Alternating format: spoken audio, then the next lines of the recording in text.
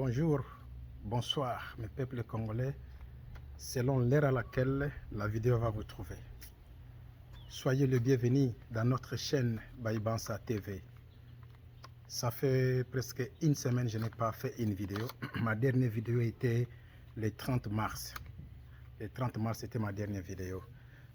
J'ai passé un peu, comme je vous ai expliqué, j'étais un peu malade, vraiment la voix était partie. Après ça, je suis tombé encore malade, mais dans tout ça, ma femme était enceinte et Dieu a fait grâce. Dieu merci, la femme a accouché et Dieu nous a donné un enfant très beau, un garçon. Donc je remercie les beaux dieux, les bons dieux. Donc c'est ça, il faut que je puisse assister maman à l'hôpital, les va-et-vient, les visites des médecins. Vous savez vous-même, si tu ne fais pas tu n'étais pas dans la vie de l'enfant. Donc j'étais là, maman a accouché, Dieu nous a donné un garçon. Je remercie les bons dieux, merci. Bon, le sujet d'aujourd'hui, c'est les États-Unis d'Amérique, l'implication des États-Unis d'Amérique dans l'affaire du Congo. C'est même États-Unis qui s'impliquaient dans les affaires du Congo, mais pour le Rwanda. Maintenant, c'est le même États-Unis qui s'est impliqué encore contre le Rwanda, mais pour la RDC Congo. Mais comment ça se passe? Coup de chapeau à Monsieur le Président de la République, Félix-Antoine Tshisekedi. Merci. Bon, je vais aller un peu vite.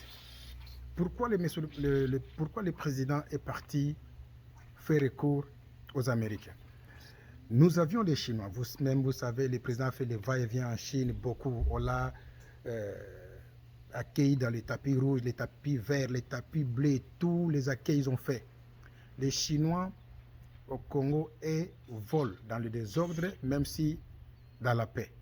Le président est parti, signer des contrats avec eux pour venir. Les Chinois ont investi, ils ont mis les milliards pour investir au Congo. Mais eux, ils ne sont pas fait attention, je ne sais pas si je peux dire fait attention, bien ils ont fait ça volontairement, et s'en foutaient de la paix. Et s'en foutaient que la paix revienne au Congo. Et même dans le désordre, les Chinois gagnent. Dans la paix, les Chinois gagnent. Il y a des gens qui me posent la question, mais pourquoi nous avons déjà signé un accord avec les Chinois, avec les Russes, mais le président est parti encore chez les Américains?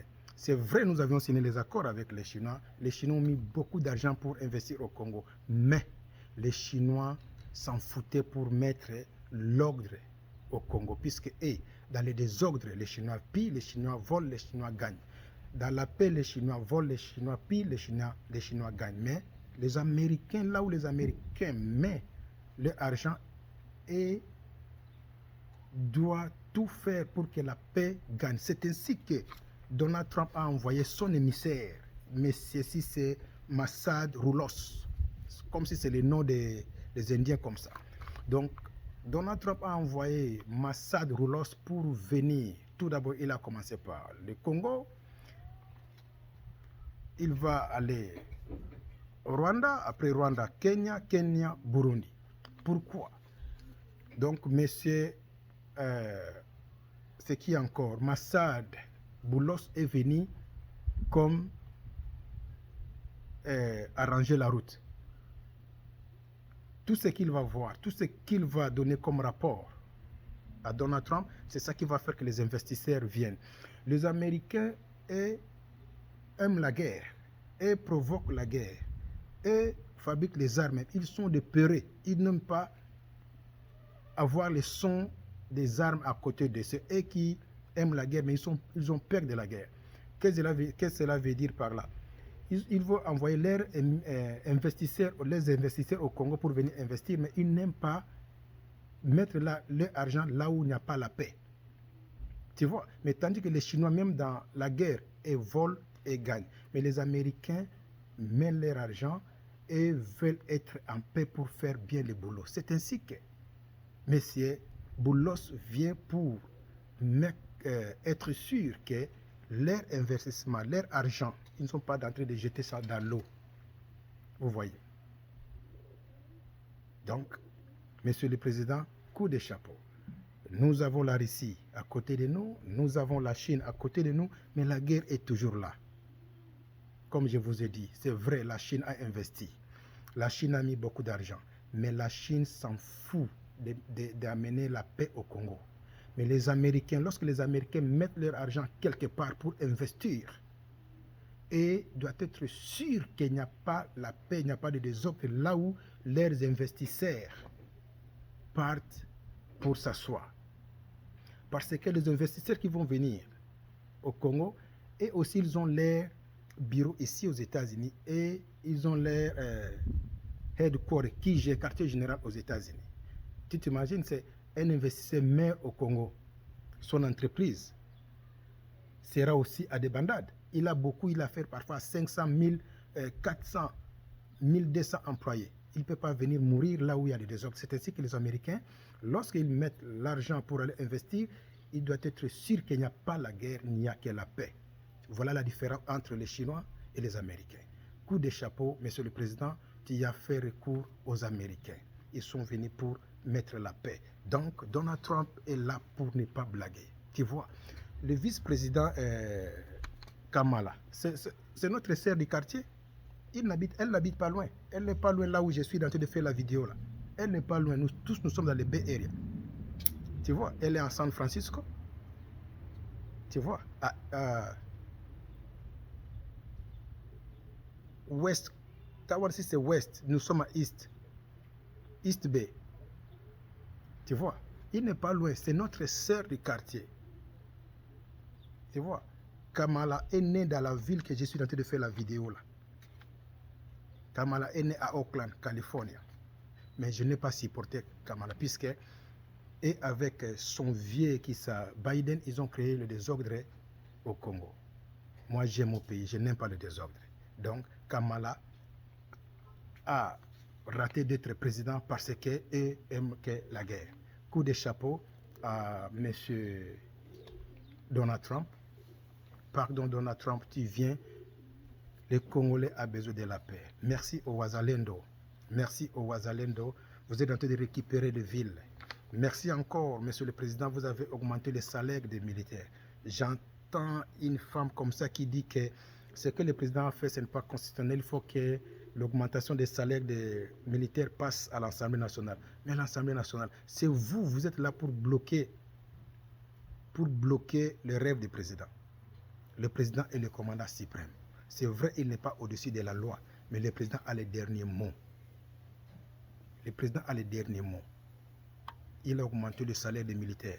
Est-ce que les militaires là, tous sont des louba? Si c'était des louba, tu as dit, vous allez dire, il a augmenté le salaire puisqu'il y a beaucoup de louba dans l'armée. Il a augmenté le salaire de vos oncles, de vos neveux, du fils du pays. Où est du mal? C'est ainsi que je demande au président de destituer l'Assemblée nationale. Vous foutez rien, vous tous là. Vous bouffez l'argent de la République pour rien. Tu vois? Pourquoi l'augmentation des salaires va passer à l'Assemblée nationale pour prendre encore 12 ans? Qui est contre? Qui est pour? Abstention? Qui est contre? Qui est pour? On n'a pas besoin de ça. Nos frères mères au front, ils ont besoin d'augmentation des salaires vite. Monsieur le Président, vous avez bien fait. Il y a d'autres décisions, il ne faut pas passer à l'Assemblée nationale. L'Assemblée nationale, là, c'est comme poison à retarder. Ça prend du temps. Et pour investir même un ministre 6 mois, pour signer même des lois, ça prend des années. Donc, pour augmenter le salaire des militaires, le président n'a pas besoin de vous. Merci à tous les conseillers des présidents qui ont conseillé les présidents d'augmenter le salaire des militaires. Les militaires doivent être bien payés. Tu vois, même si, bon, c'est le boulot, on ne souhaite pas, même s'il meurt au front, il sait bien que j'ai laissé l'argent pour ma famille. Il meurt avec son argent dans des poches. Tu vois. Donc c'est ça que je suis venu dire, la différence des Chinois et des Américains. Les Américains, là où ils mettent l'argent pour investir, et n'aiment pas la guerre. Ils font tout pour que le pays ou la place là soit dans le calme. Mais les Chinois, ils ont investi plus que les Américains, ils ont mis beaucoup d'argent plus que les Américains, mais eux, ils n'ont pas tenu compte de la paix, de restaurer la paix au Congo, puisque eux volaient déjà, pillaient déjà à l'époque des Kabila. Ils sont déjà appliés dans les désordres pour voler. La paix dit absolument rien aux Chinois.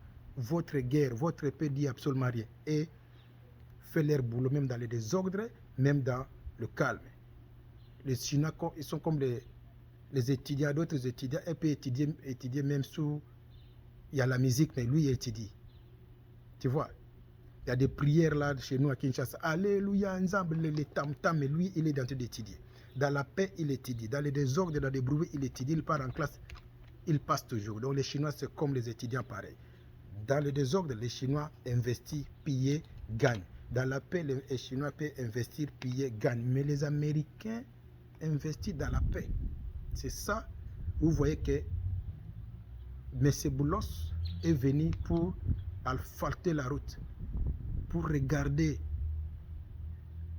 si c'est vrai, il y a des désordres. Et qui fait le désordre, c'est le Rwanda. La différence est ça. Donc, la guerre va bientôt finir. Saluons le président. Malheur à vous, tant pis à vous qui sont contre. Je vous dis chaque jour, tu peux être contre le président. C'est logique. Tu ne peux pas aimer le président. C'est logique. Mais il faut aimer ta nation. Tu peux être contre le président, mais il ne faut pas être contre ta nation. Là, ça devient Kindoki. Tu n'aimes pas ta nation et tu n'aimes pas le président. Là, je ne sais pas comment dire encore. Donc, il y a d'autres organisations qui sont en train de céder nos territoires aux rebelles. Monsieur le Président, le ministre des Petites et Moyennes Entreprises, je ne sais pas quel ministère qui prend soin des organisations. Il faut fermer des organisations. Je vais vous dire quelque chose. J'étais au supermarché à Costco. Chez nous ici, en Californie, nous avons Costco. J'ai entendu une conversation, il y avait des blanches se sont croisées, ça fait une affaire à 9 ans. Ils se sont croisés à Costco. How you doing? Okay, je vais parler en français. Comment ça va? Ça fait longtemps, je vous ai vu. Vous êtes partis où? Vous étudiez ensemble. Tu es devenu qui? En causant, moi j'ai entendu. Il dit que non, moi je suis maintenant à East du Congo avec l'organisation, mais j'ai oublié les noms. Il dit que vous faites quoi? Oh, nous sommes là pour donner la nourriture aux blessés, pour soigner les femmes violées, tout. Elle dit que tu habites où? Oh non, elle a dit que non, j'habite ici à Hayward. Et la fille est partie au Congo, ça fait que 3 ans, mais elle a acheté 5 maisons ici aux États-Unis. Californie, c'est parmi les États les plus chers à habiter ici aux États-Unis. Mais la fille a fait 3 ans au Congo, à notre ouest, là où il y a la guerre, mais elle a acheté 3 maisons. Elle est venue pour finaliser la maison, pour rentrer encore. Tu vois, elle est en train de dire à son ami, qu'est-ce que tu fais? Allons au Congo. Tant qu'il y a les désordres, nous allons gagner. Vous voyez, j'ai entendu, je faisais comme si j'achetais, mais j'entendais la conversation. Donc les organisations qui sont là-bas chez nous, ils sont là pour supporter les rebelles. Surtout les Médecins Sans Frontières. Vous avez vu, les Ouazalendo, ils ont attrapé un militaire rwandais qui passait comme si... un employé de l'organisation, des Médecins Sans Frontières. Vous avez vu, Monsieur le Président, avec les organisations, vous fermez les organisations. Je ne sais pas quel ministre qui prend soin des organisations, investit encore les organisations, fait audit à des organisations. C'est eux qui amènent le désordre, c'est eux qui amènent les terroristes, c'est eux qui supportent. Je n'ai jamais vu les organisations quittent, mais laissent les territoires aux rebelles. Vous voyez. Donc c'était ça le message d'aujourd'hui. Pourquoi les Américains sont venus, tandis que nous avons des alliés chinois? Les Américains sont venus parce qu'ils ont mis leur argent pour investir. C'est ainsi que M. Boulos est venu voir et balayer la route pour que les investisseurs viennent. Les Américains n'investissent pas là où il y a des ordres. Ils ont besoin de voir leur argent entrer et sortir. Les travailleurs travaillent dans les calmes. Le président n'a pas vendu les pays comme vous dites. Il n'a pas vendu les territoires comme vous dites. Mais les Chinois peuvent investir là où il y a la guerre. Les Chinois s'en foutent de la paix de votre pays et peuvent gagner là où il y a le désordre et là où il y a la paix. C'est ainsi que le président est parti avec les Américains. Donald Trump, il peut être mauvais, mais il peut être comment? D'ailleurs, il ne peut pas plaire à tout le monde. Jésus-Christ est venu ici. Les gens n'ont pas aimé. Une personne la plus sainte comme Jésus Mais on l'a tué, on l'a cherché des problèmes. Et puis, qui peut donner un coup de chapeau à Donald Trump? Personne. Donc, vous le laissez calme. Il peut être mauvais pour vous dans votre pays, mais nous, au Congo, nous voyons qu'il est en train de bien faire. Soutenons Donald Trump et soutenons M. le Président de la République et tous les conseils du Président. Je vous en prie de donner des bons conseillers au Président. Ici, aux États-Unis, je vais vous donner, vous les conseillers qui sont près du Président, les conseillers des présidents de la République, et aussi, ils ont leurs conseillers en privé. Tu vois, les conseillers des présidents et aussi leurs conseillers en privé. Tu vois, des consultants. Vous êtes des conseillers du président, il faut avoir aussi des consultants, quelqu'un que tu connais qui peut te conseiller comment conseiller les présidents. Puisque toi-même, tu ne peux pas tout connaître. Il faut tout faire pour chercher aussi de près et de loin d'avoir aussi vos conseillers privés qui peuvent vous donner les idées et qui peuvent donner au président. Ça se passe comme ça. Vous voyez. Donc, si le président a quelque chose, il t'a posé la question, tu peux dire, ok, je vais vous revenir demain. Toi aussi, tu consultes tes gens. Vous voyez, ça se passe comme ça. Un arbre, nous avons les racines principales et les racines secondaires. Donc, toi, tu es conseiller principal du président. Il faut avoir aussi tes conseillers secondaires qui te conseillent en privé pour aller conseiller les présidents. Donc, les idées sont là. Vous voyez. Je vous donne coup de chapeau. Vous avez conseillé le président pour venir aux États-Unis prendre les Américains. Et les Ouazalènes doivent toujours coup de chapeau. Soutenons le pays. Si tu es contre le président, ça c'est toi. On ne peut pas juger ton point de vue. Mais il ne faut pas être contre la République. Il y a des gens qui disent Nanga Yakaka. Nanga ne viendra pas à Kinshasa.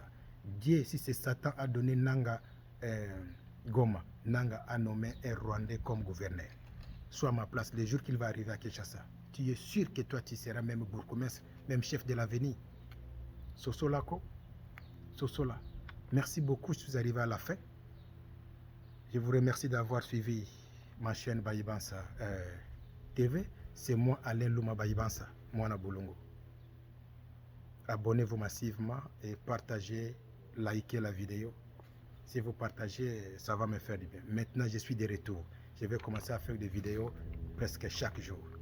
Comme je vous ai dit, j'étais malade, ça c'est un. Et deux, ma femme était enceinte, il faut que je prenne soin de la femme. Et nous sommes cadets. Maintenant à l'hôpital, fin de fin, Dieu nous a donné un garçon. Donc l'enfant est né. C'était le 2 avril, quoi. Donc, il faut m'applaudir. Je suis un papa pour la 2e fois. Merci beaucoup, je vous aime. Le Bayibansa TV. Ciao, ciao.